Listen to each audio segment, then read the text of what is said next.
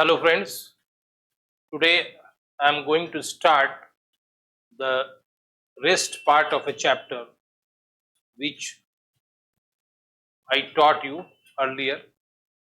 The chapter name is uh, Development of Indian Music and Development of Paintings in India, because PT questions is very relevant for UPSC exams, and on that classes I leave some questions which is very important for prelim examination. So today I will tell all the relevant PT questions for Indian music and Indian painting. आज मैं आपके को पढ़ाऊंगा वो जो बचा हुआ जो शेष हिस्सा है भारतीय संगीत का विकास और भारतीय चित्रकला का विकास। उसमें बहुत सारे कुछ क्वेश्चंस जो कि इम्पोर्टेंट है, इसको डिस्कशन करना बहुत जरूरी है। जैसे कल इंडियन म्यूजिक पढ़ा रहा था मैं, उसमें जैसे आप एक रेफरेंस आया था गजल में भी बताया था मैंने गजल के बारे में कि इसका प्रारंभ ईरान से हुआ था। It was started from Iran in 10th AD, ठीक है ना, 10वीं शताब्दी में इसका विकास ईरान से हुआ था। फिर मैंने कव्वाली नहीं बताया था आपको। इन दोनों ही विधाओं, इन दोनों ही कला का जन्म भारत में माना जाता है अमीर खुसरो, ठीक है। कुछ लोग सितार का भी आविष्कारक अमीर खुसरो मानते हैं, लेकिन इस पर भी विवाद है। लेकिन अभी जनरली सितार का आविष्कारक अमीर खुसरो को ही माना जाता है। तो संगीत के संबंध में एक सारंगधर की रचना है संगीत रत्नाकर, बहुत इंपॉर्टेंट क्वेश्चन है, और उस पे मल्लीनाथ ने उस पर एक भाष्य की रचना की, कमेंट्री की रचना की। ये एक इंपॉर्टेंट क्वेश्चन है, सारंगधर का संगीत रत्नाकर, जिसपे मल्लीनाथ ने उस पर टीका की रचना की, कमेंट्री रचना। दूसरी बात कि अर्ली मेडिवल पीरियड में मैं बता रहा था आपको कि अर्ली मेडिवल पीरियड में भी इंडियन म्यूजिक का विकास हुआ, और ये आपको जानना बहुत जरूरी है कि अलाउद्दीन खलजी का जब साउथ एक्सपेडिशन हुआ था, साउथ में एक्सपेंशन हुआ था उसके एम्पायर का, तो सबसे पहला स्टेट जो था वो देवगिरी था, और वहां का शासक रामचंद्र देव था। उसने गोपाल नायक नामक म्यूजिशियन को, संगीतकार को, सिंगर को, सॉरी म्यूजिशियन नहीं, सिंगर को दिल्ली दरबार भेजा, और वहां पे वो उसने गाना गाया, और अलाउद्दीन खिलजी ने उसको अवार्ड भी दिया, पुरस्कृत भी किया। तो गोपाल नायक एक इंपॉर्टेंट सिंगर था दक्षिण भारत का, और अमीर खुसरो से इसकी वार्ता हुई थी, और अमीर खुसरो ने इस गायक की प्रशंसा की। और अमीर खुसरो का अर्ली मेडिवल पीरियड में संगीत के विकास का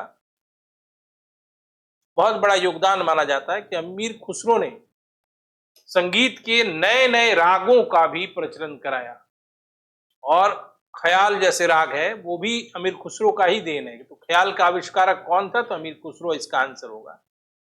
और नए रागों को अमीर खुसरो ने बनाने में एसिमिलेशन का कार्य किया, जैसे भारतीय राग, ईरानी राग, दोनों को के मिले जुले रूप से उसने नए नए रागों का भी विस्तार किया, विकास किया।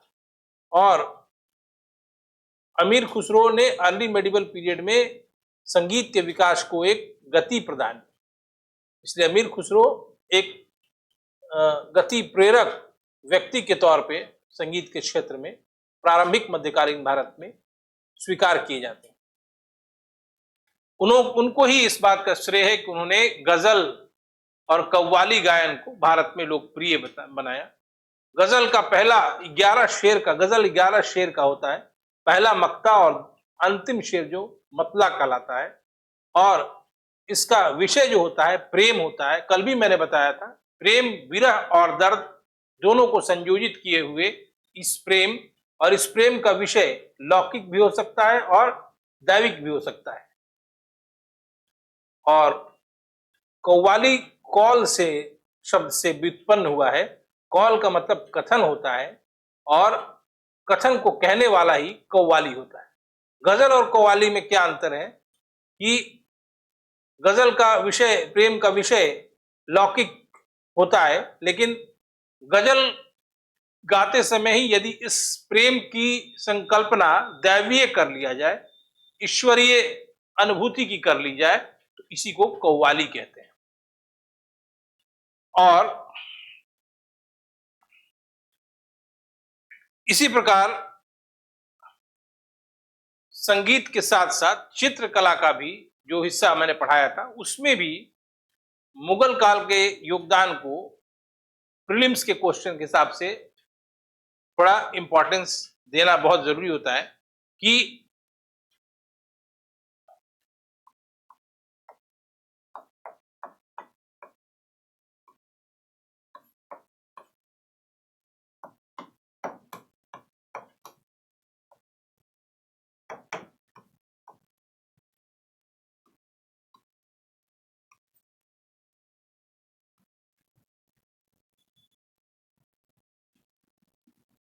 बाबर के समय में बेहजाद को पूर्व का राइफल कहा जाता है, पिछली कक्षा में भी मैंने बताया था। इनके शिष्यों का भारत आगमन हुआ, जिसमें दो इंपॉर्टेंट नाम है। जो पहला है अब्दुस समद, ठीक है। ये लोग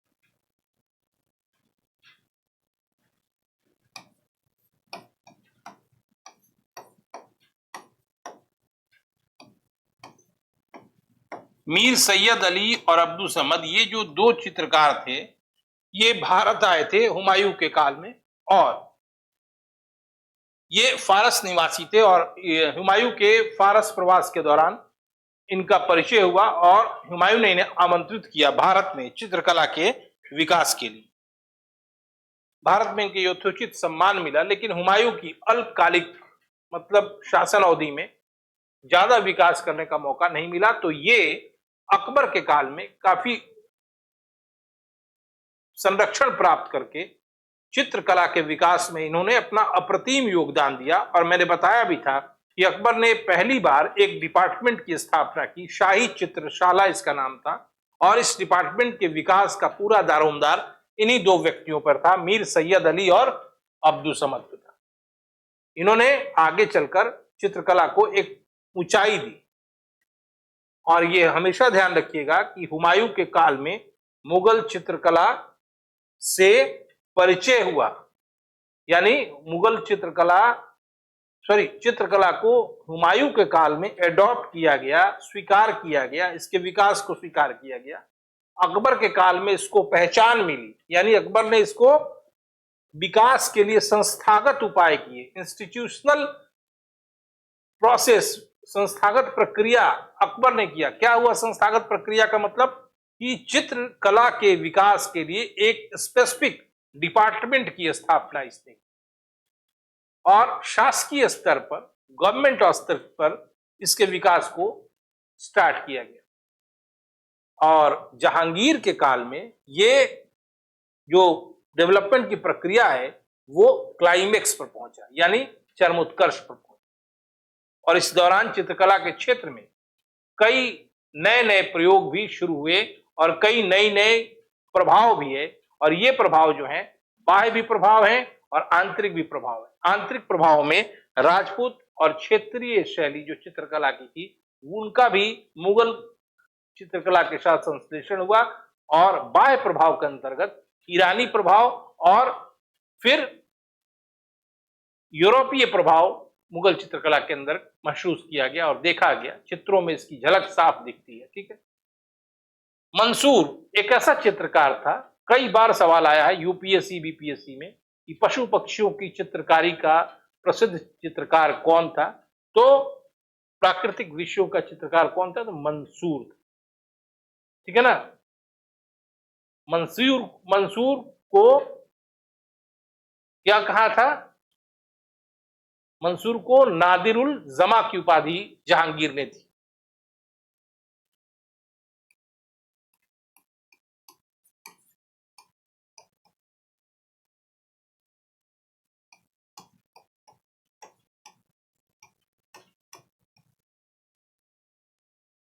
एक चित्रकार था बिशन दास जहांगीर का, ये पोर्ट्रेट बनाने का मशहूर चित्रकार था। रूप चित्र, छवि चित्र बनाने का ये बिशन दास, इसमें इसकी महारत हासिल थी। और इस बिशन दास को जहांगीर ने फारस के शासक शाह अब्बास द्वितीय का चित्र बनाने के लिए ईरान भेजा था और वहां इसने उस शासक की छवि बनाकर भारत लाया। एक मैंने नाम लिखा है दसवंत, ये काफी टैलेंटेड था और ये अब्दुल सम्मद के शिष्यत्व में चित्रकारी इसने सीखा और इतना अच्छा, जब कैरियर के क्लाइमेक्स पे पहुंचा अपने, जब इतना अच्छा कलाकार हो गया, चित्रकारी करने लगा, जब क्लाइमेक्स पे पहुंचा तो इसका दिमाग खराब हो गया, ये पागल हो गया और इसके बाद इसने आत्महत्या कर ली।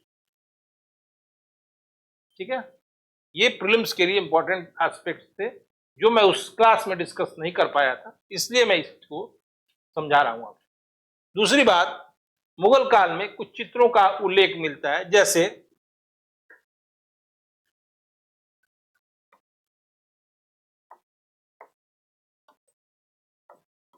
ये चित्रों की एक प्रणाली है, प्रणाली मतलब प्रकार है। जब पांडुलिपियों के हाशिए पर फूल पत्ती जो भी हो उसको संग्रहित कर दिया जाए, कलेक्ट कर दिया जाए, संग्रहित कर दिया जाए, वैसे चित्रों को मुरक्का कहा जाता है। ठीक है। इसी के साथ प्रीलिम्स के लिए इंपॉर्टेंट है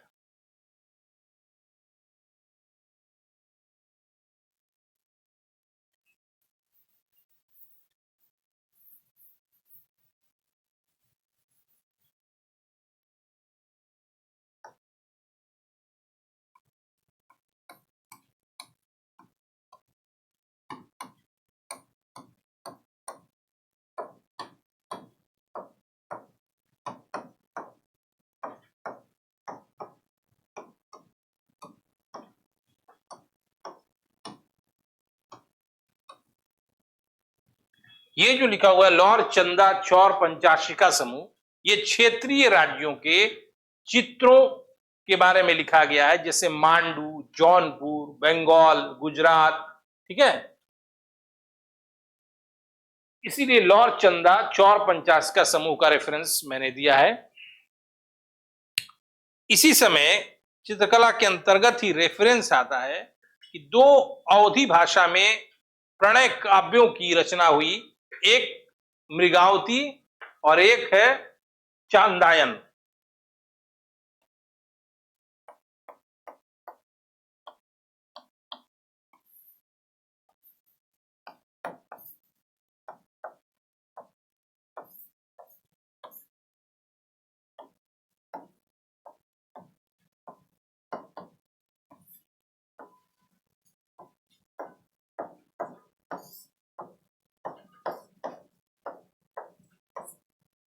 मृगावती कुतुबन की रचना है अवधी भाषा में और चांदायन मुल्ला दाऊद की रचना है। ठीक है। ये दोनों प्रीलिम्स में बराबर आते हैं। इसके अलावा सिर्फ संगीत और साहित्य से ही मतलब नहीं है, मैं संगीत और चित्रकला से ही मतलब नहीं है, मैं कुछ और सवाल लिखूंगा जो एमसीक्यू के लिए बहुत इंपॉर्टेंट है। और मैं देख रहा था कि क्लास जो था वो मेंस ओरिएंटेड होते जा रहा था, लेकिन प्रीलिम्स का इंफॉर्मेशन भी आर्ट एंड कल्चर का ही एक हिस्सा है। ऐसा नहीं कि सिर्फ संगीत, चित्रकला या शास्त्रीय संगीत यही आर्ट एंड कल्चर है। कई बार साहित्य का रेफरेंस आता है, मैचिंग में सवाल आता है यूपीएससी बीपीएससी में। यदि बखूबी पता नहीं होगा तो आप उसका आंसर नहीं बना सकते, क्योंकि उसमें समझने से ज्यादा याद रहना जरूरी है। इसलिए प्रीलिम्स स्पेसिफिक क्लास आज मेरे लेने का ये उद्देश्य है कि क्लासेस कुछ ज्यादा ही मेंस ओरिएंटेड होते जा रहे थे और प्रीलिम्स का इंफॉर्मेशन उसमें कम दे रहे थे। इसलिए मैं अभी बोर्ड पे आपको ड्रॉ करते जाऊंगा और ये आप इसको याद करते जाइए। ये दोनों रचनाएं जो है अवधी भाषा में लिखी हुई है, ठीक है।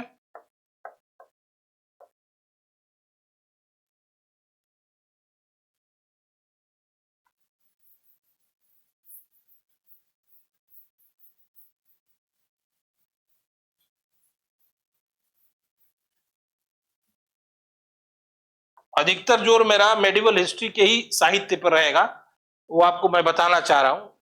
एंशिएंट का भी है बहुत सारा किताब, लेकिन अभी आप इसको समझ लीजिए। पहला जो किताब जिससे तुर्क आक्रमण का पता चलता है, उसमें रेफरेंस है यहां तुर्कों ने भारत पर आक्रमण किया था, वह किताब का नाम है अदब उल हर्ब।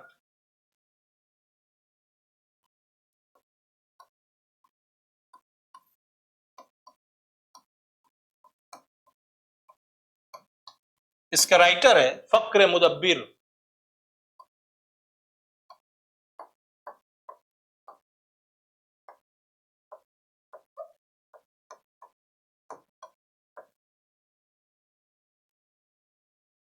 एक दूसरा किताब है जो सिर्फ भारत से रिलेटेड नहीं है बल्कि मध्य एशिया से भी रिलेटेड है। उस पुस्तक का नाम है सियासतनामा।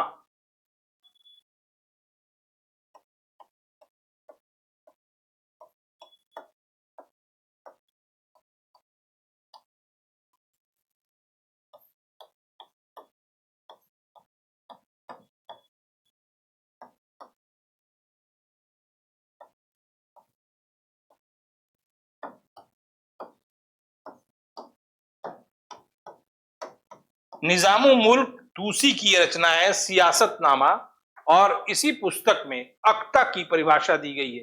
अक्ता या इक्ता जो मेडिवल इंडिया में भूखंड था, जो आमतौर से सैनिक पदाधिकारियों को दिया जाता था वेतन के बदले, और उनको कुछ रिस्पॉन्सिबिलिटीज भी दिया जाता था कि उस क्षेत्र में, उस भूखंड में लॉ एंड ऑर्डर देखेंगे और वहां से रेवेन्यू कलेक्ट करके सेंट्रल ट्रेजरी में, केंद्रीय खजाने में भेजेंगे, और साथ साथ अप्रोप्रिएट अमाउंट में ट्रूप्स रखेंगे, सेना रखेंगे और घोड़े रखेंगे। इन जिम्मेवारियों के साथ उनको ये अक्ता प्रदान की जाती, और ये ट्रांसफरेबल था, ठीक है ना, स्थानांतरणीय था। ये नहीं कि किसी को एकता प्रदान कर दिया जाए तो वो मर गया तो उसके पुत्र को ऐसे ही प्राप्त हो जाएगी, या वही व्यक्ति अनलिमिटेड टाइम के लिए उस इक्ता का इक्तदार नहीं रहता, उसका स्थानांतरण होता, इक्ता बदल दिया जाता।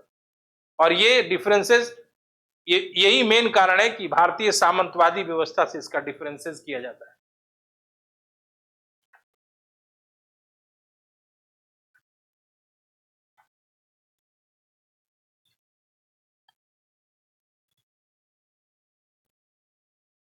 अगला किताब देखिए, जो 23 अध्यायों में विभक्त है, इसीलिए उसका नाम है तबकात ए नासिरी।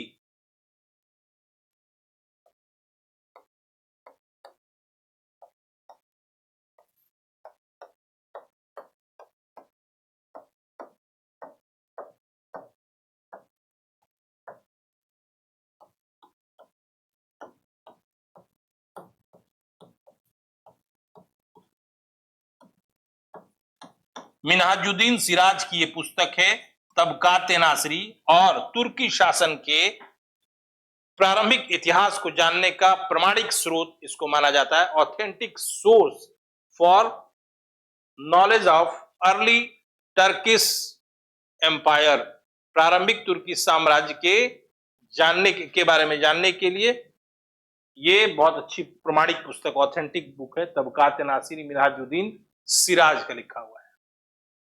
इसी समय एक और दूसरी रचना आई थी, इसी समय नहीं आई थी, मतलब इसी काल के दौरान एक दूसरी रचना आई जिससे दक्षिण भारत के बारे में जानकारी प्राप्त होती है और तुर्की एक्सपेंशन का भी कुछ जानकारी उससे मिलता है, और उस रचना का नाम है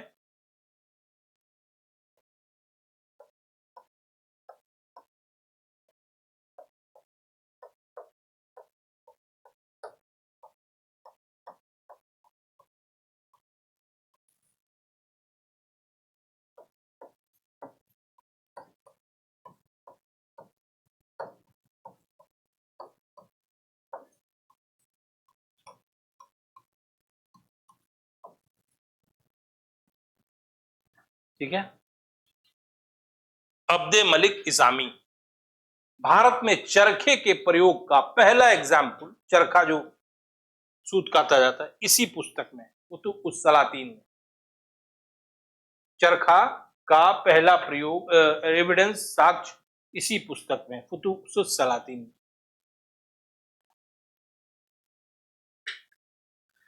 आगे चलकर नए जो आगे जो शासक आए तुर्क काल में, उनके समय में भी कुछ लिटरेचर आए जो कि इंपॉर्टेंट है, जिससे सबसे बड़ा इंपॉर्टेंट नाम अमीर खुसरो का है। उसने कई किताबें लिखी और बार बार क्वेश्चन में अमीर खुसरो की किताबों को पूछा जाता है।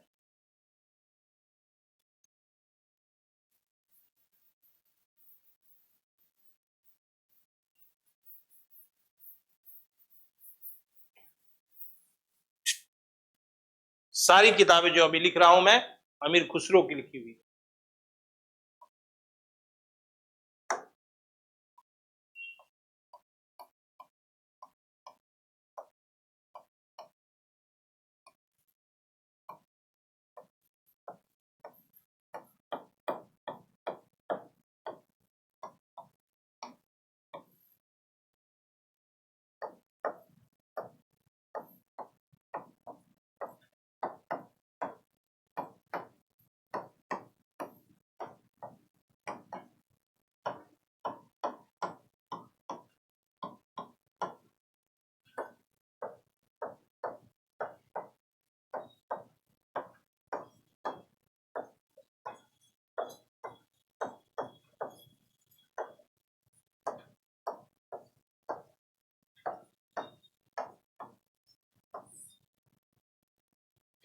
तुगलकनामा, नूह शिपहर, खिज्र खानी देवल रानी, आशिका, खजाइनुल फुतूह, ये सारी रचनाएं अमीर खुसरो की।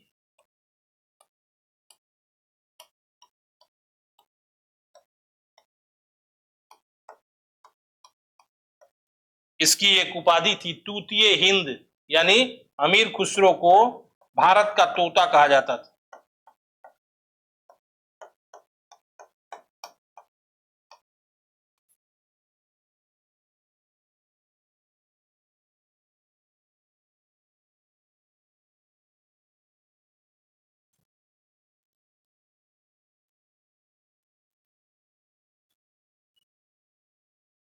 अगला किताब देखेंगे आप, जो कि लिखा हुआ है सल्तनत काल के ही दौरान, वो एक ही नाम से दो राइटर्स ने लिखा है और बहुत इंपॉर्टेंट है, वो प्रमाणिक माना जाता है तुगलककालीन इतिहास के लिए।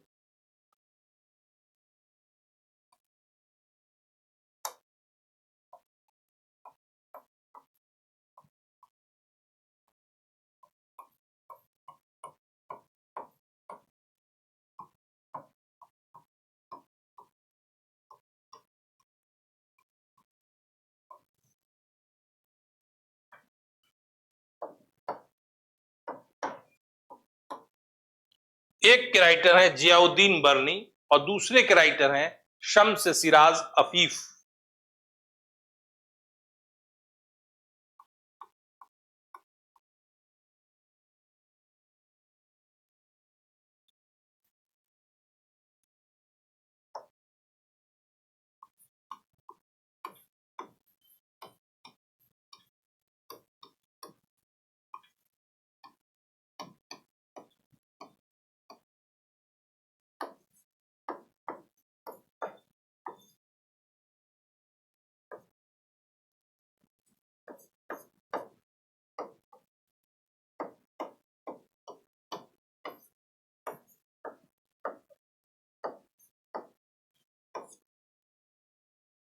ठीक है। इन दोनों ही रचनाओं से सल्तनत कालीन इतिहास के विषय में जानकारी मिलती है और इसी दौरान, इसी कालखंड में एक फिरोज शाह तुगलक शासक की आत्मकथा भी दिखाई पड़ती है और एक ऐसी पुस्तक है, ठीक है, जो अज्ञात है और वो पुस्तक की प्रति पटना में खुदाबख्श लाइब्रेरी में रखी हुई।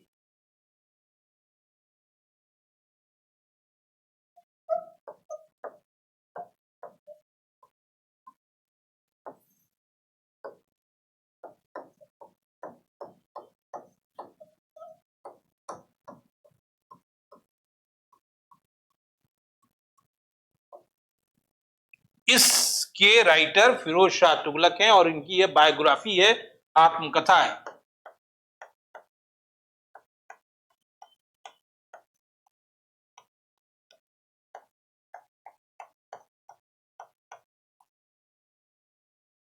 एक पुस्तक है जिसके राइटर के बारे में पता नहीं।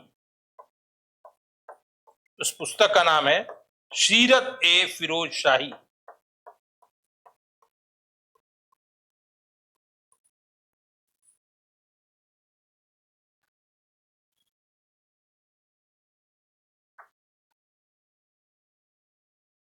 आगे अगर बढ़ेंगे इसके बाद तो आपको पता चलेगा किताब और भी हैं, पुस्तकें और भी हैं जो आपको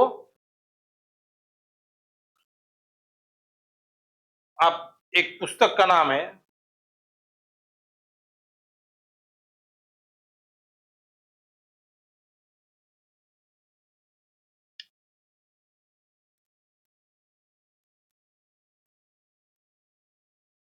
सल्तनत काल में फक्र मुदब्बिर ने अदबुल हर्ब लिखा है और एक उसी समय का किताब है जो बहुत सर्वश्रेष्ठ किताब माना जाता है, जो कि अल बरनी ने लिखा है। मैंने बताया नहीं आपको, वो है किताबुल हिंद, जिसका एक दूसरा नाम भी है तहकीकाते हिंद।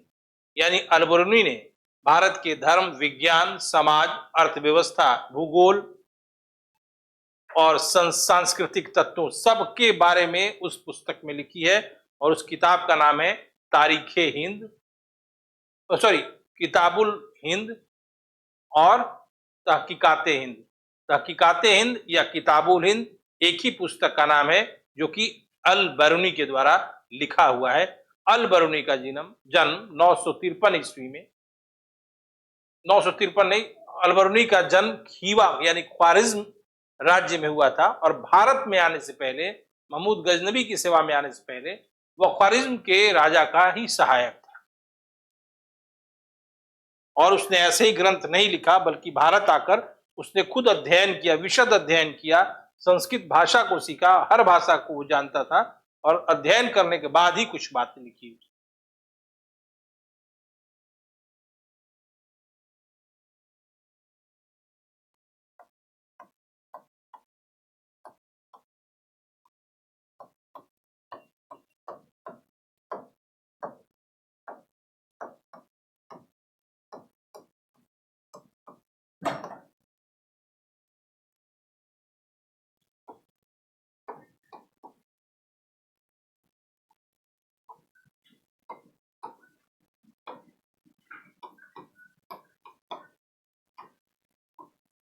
ये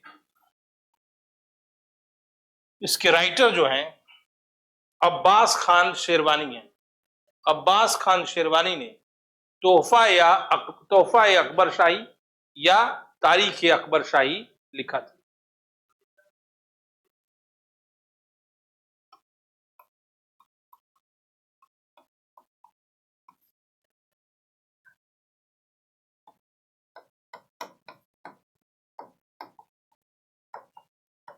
एक तारीख अखबरी भी इसी नाम से एक दूसरी पुस्तक है।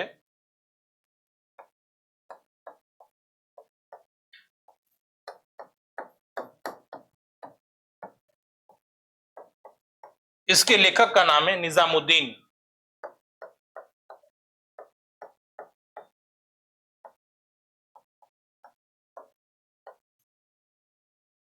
ठीक है।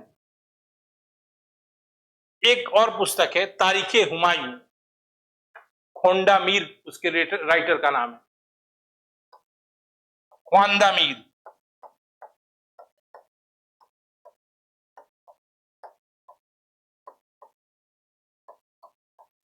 राइटर का नाम ख्वांदा मीर।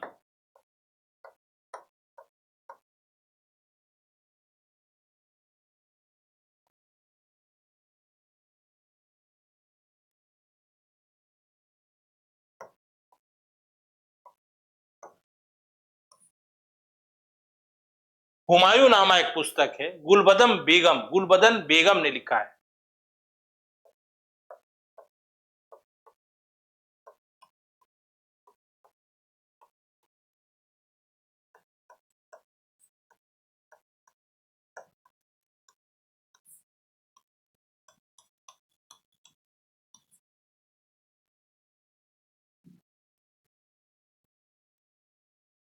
अब आते हैं और भी पुस्तकें हैं।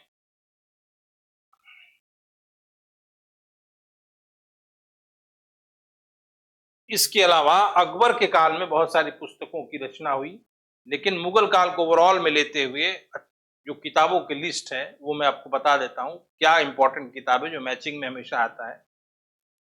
एक है खुलासत उत तवारीख, पुस्तक का नाम है, इसके राइटर हैं भीमसेन बुरहानपुरी।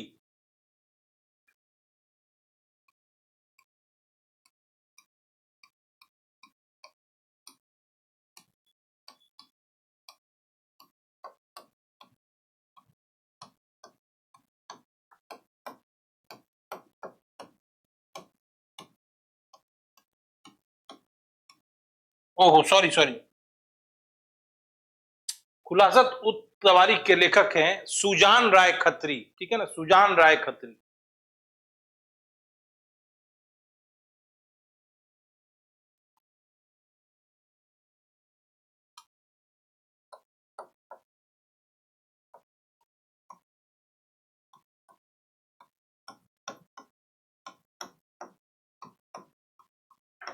एक दूसरी रचना है नुश्क ए दिल खुशा।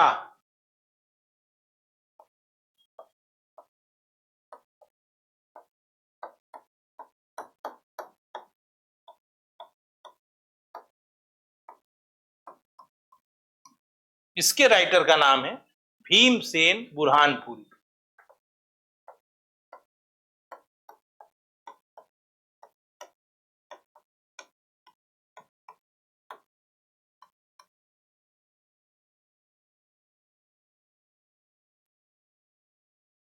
एक हुमायूं के काल में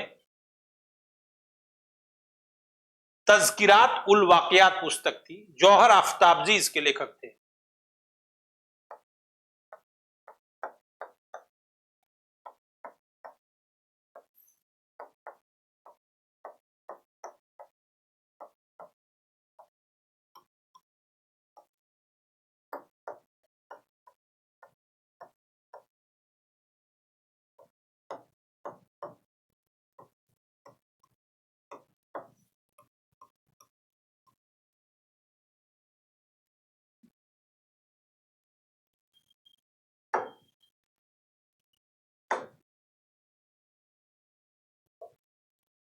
जौहर आफ्ताबजी, तज़किरात उल वाक़ियात। अब एक आइए इकबालनामा ए जहांगीरी, इसके राइटर का नाम है मोतमीद खान।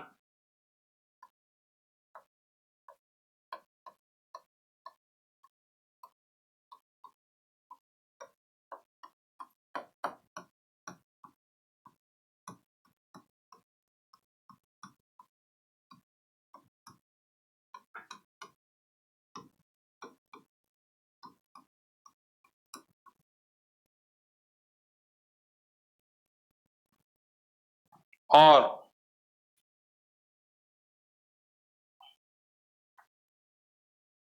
जहांगीर ने खुद अपनी आत्मकथा लिखी तुजुक ए जहांगीरी के नाम से, ठीक है। जैसे बाबर ने लिखा था तुजुक ए बाबरी, तुर्की भाषा में लिखा था, ठीक है।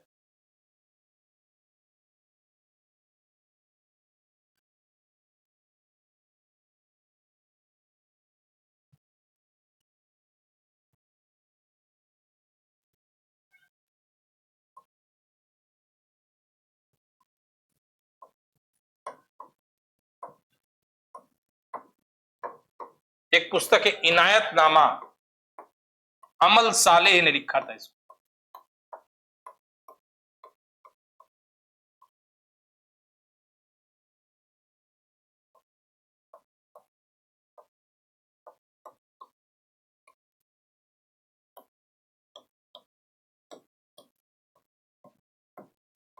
अमीन कज़विनी ने पादशाहनामा लिखा।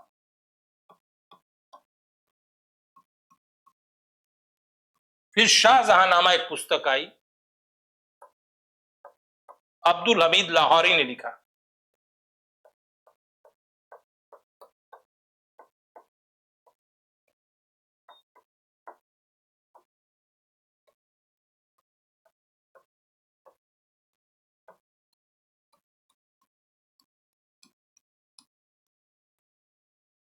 अब्दुल हमीद लाहौरी ने लिखा।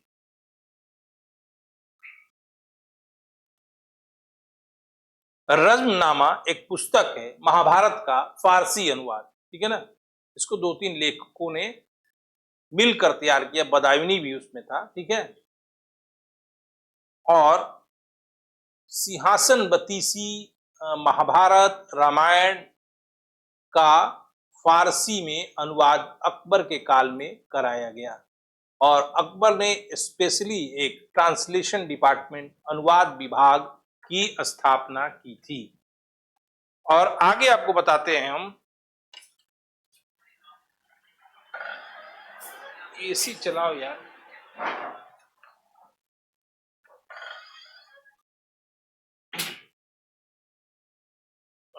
मुगल काल के ही ये में क्या कहते हैं, मुगल काल के ही दौरान ये जो पुस्तकें रची गई,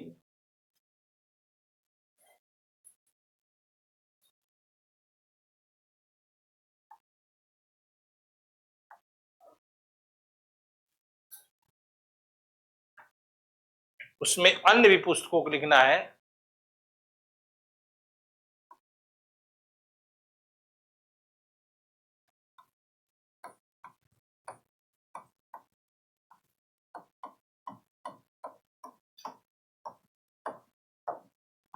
इसके रेटर तारीखे दाऊदी राइटर हैं मुल्ला दाऊद।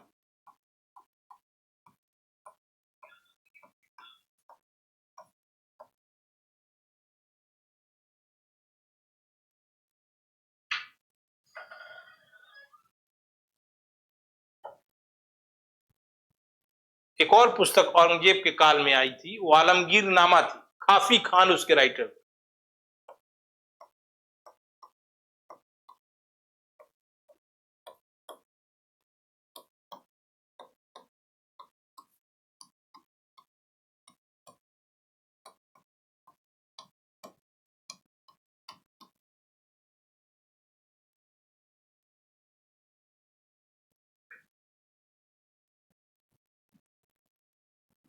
एक पुस्तक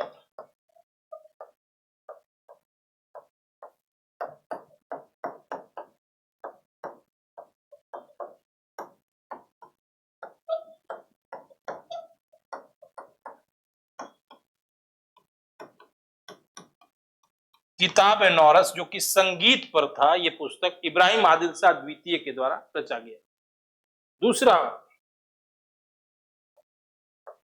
संगीत पर था संगीत रत्नाकर,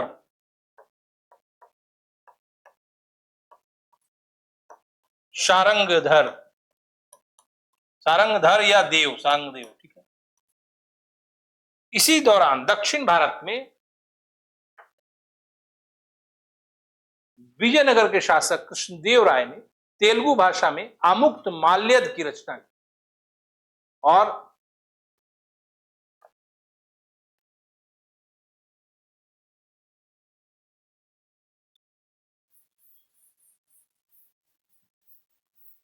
सिर्फ आमुक्त माल्यद की ही नहीं रचना की, बल्कि जाम्बवती कल्याणम भी एक लिखा था।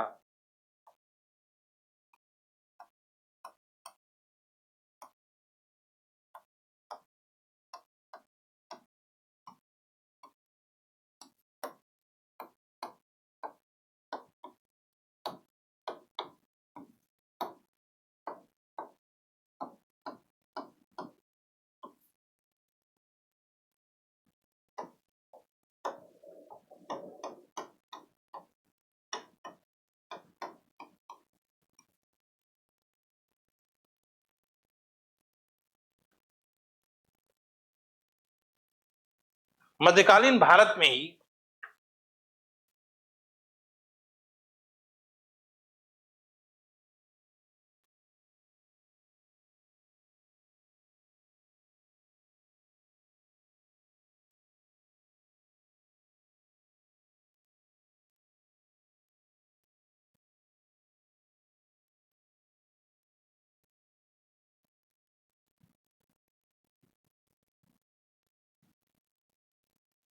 हाँ वो चीज बता दें कि मल्लीनाथ ने सारंग देव की रचना संगीत रत्नाकर पर क्या लिखा?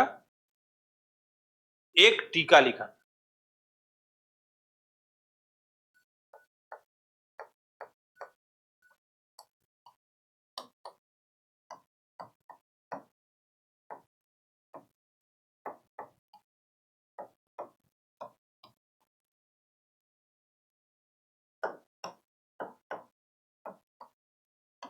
ये तीनों ही पुस्तकों की रचना सम्राट हर्षवर्धन ने की थी। नागानंद, प्रियदर्शिका और रत्नावली। ठीक है, एंशियंट हिस्ट्री में भी मैं बता दे रहा हूं, जो पीटी के लिए मोस्ट रेलेवेंट क्वेश्चन है वही बता रहा हूं मैं। मृच्छकटिकम,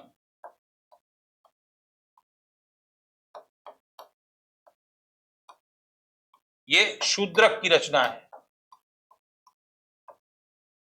मुद्रा राक्षस,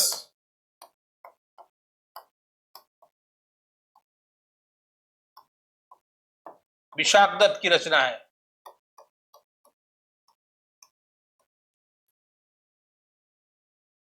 और उत्तर रामचरित,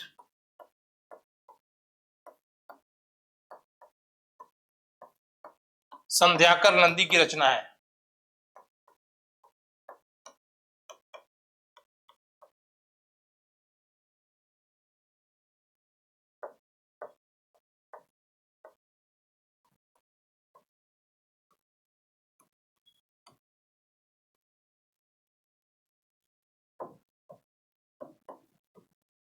सारीपुत्र प्रकरण और बुद्ध चरित्र, बुद्ध चरित्र, चरित्र नहीं चरित्र, ये अश्वघोष ने लिखा है।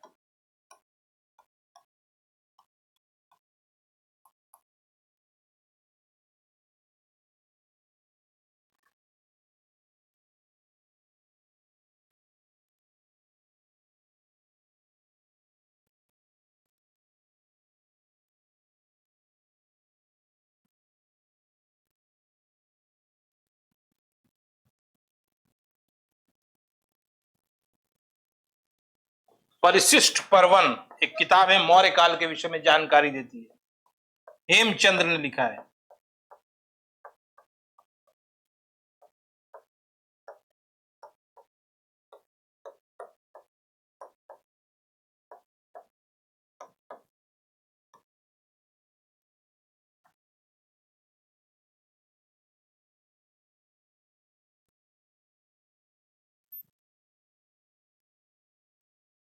गुप्त काल में कालिदास की ख्याति राइटर्स में, लेखक हैं, बहुत बड़े रेटर हैं, उन्होंने बहुत सारी किताबों को लिखा, वो भी याद रखना जरूरी है।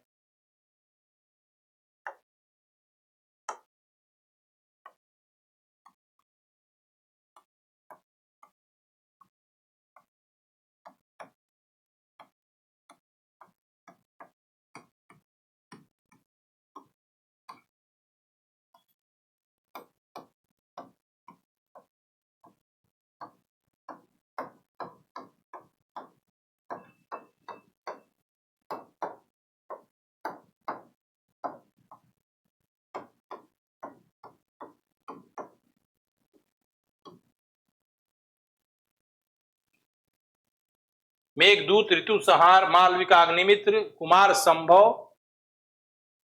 और एक और रचना है, मिस कर रहे हैं हम। ये सारी रचनाएं कालिदास की लिखी हुई है। ठीक है, कामसूत्रा के राइटर हैं वात्स्यायन।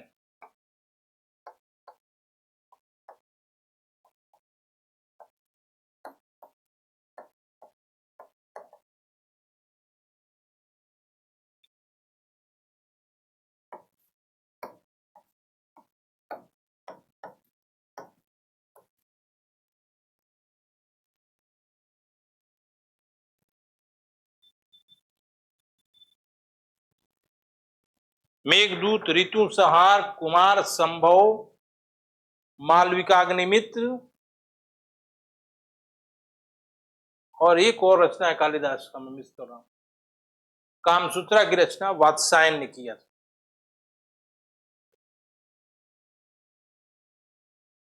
अमर कोश एक रचना है, ये चंद्रगुप्त द्वितीय विक्रमादित्य के 9 रत्नों में से एक थे, और ये डिक्शनरी है, शब्दकोश है। इसकी रचना अमर सिंह ने की है।